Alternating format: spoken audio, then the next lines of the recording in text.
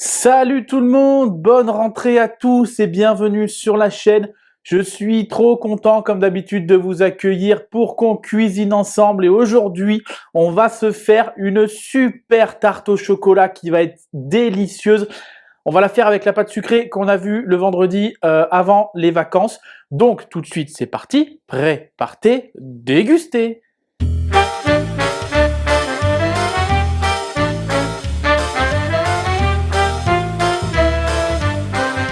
Et pour cette tarte au chocolat, il va nous falloir 170 g de chocolat noir, 30 g de chocolat au lait, 150 g de crème liquide, 150 g de lait, un œuf entier et bien évidemment notre pâte sucrée. Et comme d'habitude, vous le savez, vous utilisez la pâte que vous voulez. Vu que c'est une recette de tarte à base de pâte sucrée, la recette va durer 2 jours et le premier jour, on va s'occuper uniquement de notre pâte sucrée. Donc déjà, on va la couper à peu près en deux.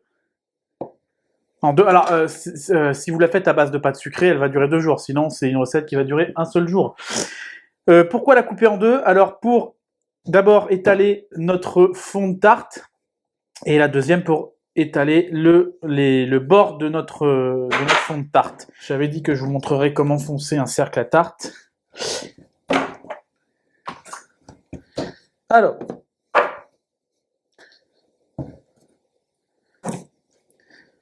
déjà, ça on va faire comme pour la pâte feuilletée. On va s'étaler un rectangle. On l'étale pas trop fin ce rectangle, sinon les bords tiendront pas comme il faut, ça va se casser et s'affaisser.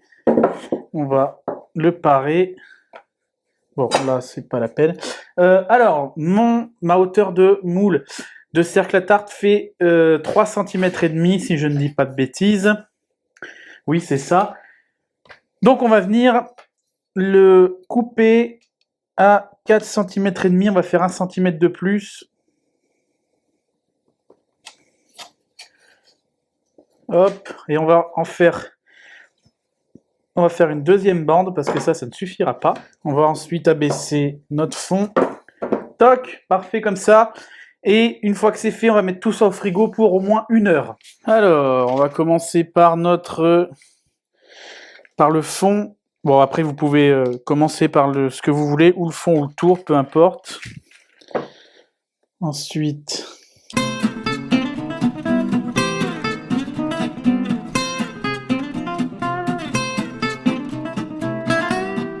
on va souder les bords avec le fond. On va couper l'excédent.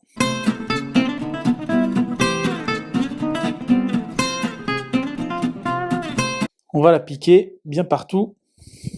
Je vous conseille de garder les chutes au cas où vous auriez besoin de vous en servir. Ça peut arriver pendant la cuisson, donc pour faire du rafistolage. Et notre fond de tarte, là, on va le mettre toute la nuit ou 24 heures, c'est le mieux, 24 heures au frigo. Et on le cuira gentiment, doucement à 170 degrés. Après les 24 heures de la nuit de repos au frigo, j'ai mis mon fond de tarte à cuire à 170 degrés. Il a cuit pendant une demi-heure. Après une demi-heure, j'ai décerclé et j'ai laissé 5-10 minutes à four chaud. Et l'importance que je vous disais de garder des chutes de pâte, c'est que voilà, j'ai dû faire une petite rustine parce que j'ai mal piqué et ça arrache un peu de pâte. Enfin bref, voilà. Vous pouvez toujours faire des rustines avec ce genre de pâte, ça va très bien. Voilà, donc là on va s'attaquer à notre ganache. On va faire fondre nos chocolats au bain-marie et on va faire chauffer le mélange crème et lait. Chocolat fondu, crème et lait chaud, on va verser en 2-3 fois.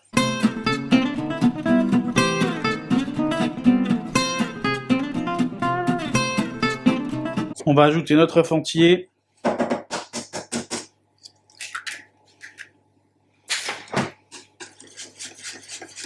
On va mettre tout ça dans notre pâte, dans notre fond de tarte. Et on va y faire cuire à 150 degrés, vraiment tout doucement, gentiment, pendant 15 à 20 minutes.